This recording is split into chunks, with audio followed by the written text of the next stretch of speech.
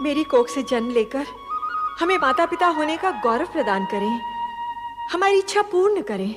आदि शक्ति विश्वेश्वरी। तथास्तु। परंतु मेरा इस प्रकार शक्ति रूप में प्रकट होना शीघ्र ही आपकी स्मृति से ओझल हो जाएगा। ये किस लिए माँ? आप दोनों को ये स्मृति नहीं रहेगी कि मैंने आपकी पुत्री के रूप में जन्म लेने का वरदान दिया है। ऐसा क्यों मां सर्वेश्वरी?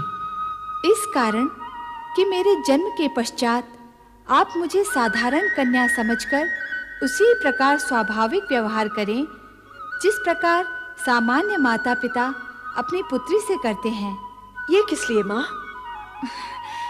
हर प्रयोजन बताया नहीं जाता महारानी वीरणी। जैसी माँ विश्वेश्वरी की इच्छा, परंतु अब हमारी कामना शीघ्र ही पूर्ण कीजिए।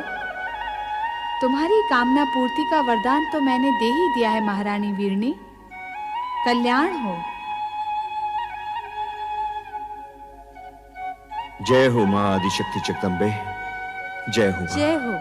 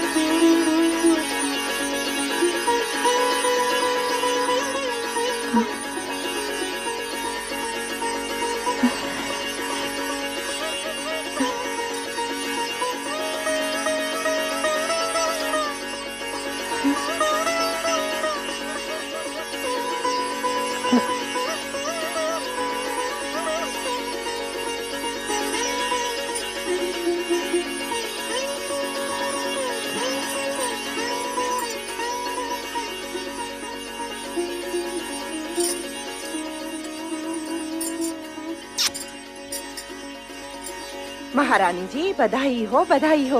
आपके यहाँ एक तेजस्विनी कन्या ने जन्म लिया है। बधाई हो महारानी जी। चलो।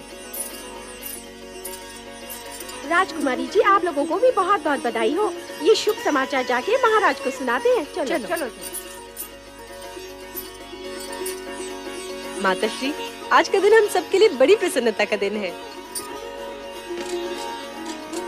बधाई हो महाराज, बधाई हो। महारानी वीरनी ने एक दिव्य कन्या को जन्म दिया है। कन्या के प्रकट होते ही सारे महल में उसकी ज्योति फैल गई। तेजस्वी कन्या ने जन्म लिया है महाराज। ये शुभ समाचार सुनकर हम धन्य हुए हैं। सुलेखा, ये लो अपना पारितोषिक। मंगला, तुम भी लो। धन्यवाद महाराज। बधाई हो महाराज, बधाई हो। ये लो, तुम भी लो। आज का दिन हमारे लिए अत्यंत ही हर्ष और उल्लास का दिन है। नारायण नारायण। अभिनंदन राजन, दिव्य कन्या के जन्म के क्षण पर बधाई हो। देवऋषि, आश्चर्य है, आप सही समय पर पधारे। नारायण नारायण। आश्चर्य कैसा राजन, दिव्य कन्या के जन्म का क्षण ही हमें यहाँ खींच लाया है। क्या कन्या दर्शन के लिए आप व्यग्र नहीं हो रहे हो? हाँ हाँ अवश्य देवर्षि, आप भी पधारिए। आइए। नारायण नारायण नारायण। पिताश्री बधाई हो। बधाई हो, तुम सबको भी बधाई हो। आज का दिन अत्यंत मंगलमय है। जाओ सब मिलकर मंगल गीत गाओ और पूरे वातावरण को मंगलमय कर दो। देवियों आनंद करो देवियों। ये लो। प्रणाम। नारायण नारायण। दर्शन पाकर आंखें धन्य हुई। भ्राता दक्ष, इस तेजस्विनी कन्या का नामकरण इसी समय हो जाना चाहिए। नामकरण इसी समय? हाँ, आज का ये दिन और ये समय अति पावन है। जैसी आपकी इच्छा देवर्षि। इसके दर्शन से मन में सात्विक भाव प्रकट हो रहा है, इसलिए इसका नाम सती होना चाहिए। सती? धन्यवाद देवर्षि, आपने कन्या का नाम अति उत्तम बताया है। हमारी ये कन्या सती के नाम से ही प्रसिद्ध होगी। हम इसी समय पूरे राज्य में घोषणा करवा देते हैं कि प्रजापति दक्ष की कन्या सती ने जन्म लिया है। नारायण नारायण। दक्ष कन्या सती की जय हो। दक्ष कन्या सती की जय हो। दक्ष कन्या सती की जय।